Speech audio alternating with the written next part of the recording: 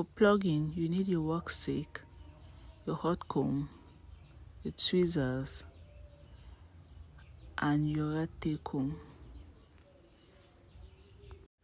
Hello lovers of Bubukizi Fashion, welcome to another episode of Everything Hair.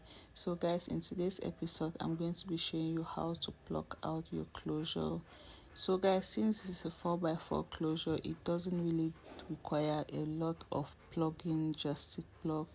I'm just going to do something minimal. So I'm going to begin with my wax stick and my hot comb to just slick everything back to make sure I have a smooth surface I'm working with.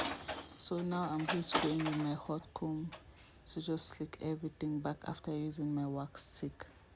So guys, let's get started. Like I said, I won't be doing any drastic plugging. I'm just doing something minimal to give it a natural hairline. This really doesn't require plugging as per se.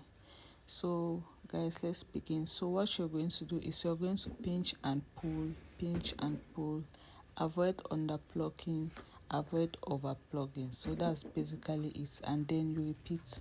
So if this is a frontal, you're going to make sure you brush the hair sideways and not straight behind. That way you can have a more natural look. But since this is a closure and it's not going to be styled any other way rather than in the center part, I just want something natural that is going to show underneath. So that's why I'm using this technique. So after plugging in 4 sections, I'm going to pluck in between the sections I previously plugged in. So that's basically my technique. But before getting into that, I'm just going to make sure it's more uniform with the rest of the plugins. So that's just what I'm trying to achieve. So just avoid staying in one place for too long. So now I'm going to go into pluck in between. So you just basically pinch and pull, pinch and pull.